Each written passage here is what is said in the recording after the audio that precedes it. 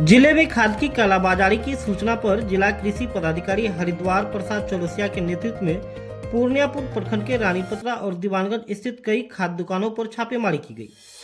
सूचना मिलते ही आसपास के क्षेत्र के अधिकांश दुकानदार अपनी दुकानों को बंद कर फरार हो गए। मौके पर अनुमंडल कृषि पदाधिकारी बेबी कुमारी भी मौजूद थी। छापेमारी की भनक लगते ही कई दुकानों के शटर गिरा दिए गए। इसके बाद जिला कृषि पदाधिकारी ने स्थानीय मुफस्सिल पुलिस की सहायता से 2 दुकानों और एक गोदाम को खुलवाकर बारीकी से जांच की। इस दौरान मां तारा खाद बीज भंडार, सिंह इंटरप्राइजेज दीवानगंज, मां अम्बे फर्टिलाइजर सिंघिया दीवानगंज, गुड्डू फर्टिलाइजर आदि प्रतिष्ठानों की गहन जांच की गई। जांच के क्रम में दुकानों के सेल रजिस्टर, स्टॉक पंजी, गोदाम में रखे गए खाद, कीटनाशक दवाइयां, DAP, यूरिया, पोटास आदि का मिलान किया गया। दीवानगंज स्थित एक दुकान में लगभग 2 घंटे तक गहन जाँच की गई।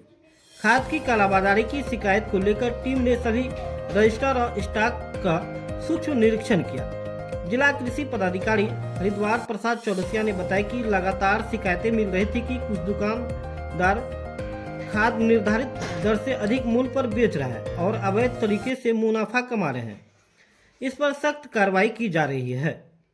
सर बताएं, आज कई फर्टिलाइजर दुकान में छापेमारी हुआ है, कई खाद दुकान कई जगह बरामद भी हुआ है, खाद भी अवैध रूप से था। क्या सच्चाई है सर, क्या क्या मिला है बरामद में? देखिए, आपको जानकारी है कि जो जिला कृषि पदाधिकारी का नंबर होता है आम किसानों के बीच में होता है और किसानों से शिकायतें प्राप्त हो रही थी कि रानीपत्रा एरिया और ये जो दीवानगंज एरिया है, इस एरिया में जो है उर्वरक का जो कालाबाजारी हो रहा है और अवैध लोग भंडारण किए हुए हैं और कहीं कहीं पे रेट से भी शिकायतें हो रही थी। तो सुबह दिख रहे हैं, सुबह 7 बजे से हम निकले हुए हैं और आपका कालाघाट में एक दुकान था, वहाँ छापामारी हुआ है और आपका जो दीवानगंज है वहाँ पे 2 दुकान पे छापामारी हुआ है। सभी का गोदाम भी जो है सत्यापन किया जा रहा है और अभी रिपोर्ट बन रहा है और उनका जो वास्तविक मिलान होगा कि उनके जो पॉस मशीन में कितना भंडार में उर्वरक, कौन कौन सा उर्वरक कौन कौन सा कंपनी का है और अभी जो जांच के क्रम में जो पाया जाएगा कि कौन कौन सा उर्वरक कितना मात्रा में कौन सा कंपनी का है, उसके बाद इसको मिलान पे जो अवैध पाया जाएगा उस पर कार्रवाई की जाएगी। अब तक सर क्या क्या अवैध मिला है, गोदाम वगैरह में क्या मिला है कुछ? अब तक जैसे आप दोनों दुकान में देखे होंगे तो मशीन से उन लोगों ने स्टॉक नहीं निकाल पाए हैं और लोग उनके जो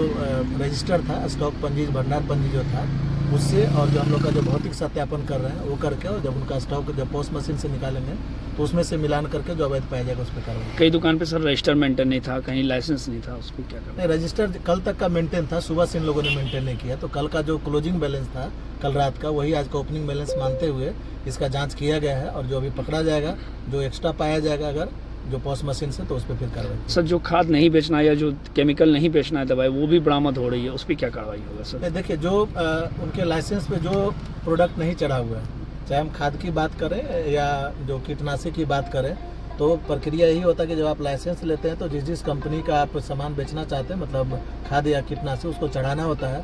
अगर वो नहीं चढ़ाए हुए हैं तो उनको चढ़वाने का रहता है और अगर नहीं चढ़ा हुआ होगा तो उस पर फिर कार्रवाई की जाएगी।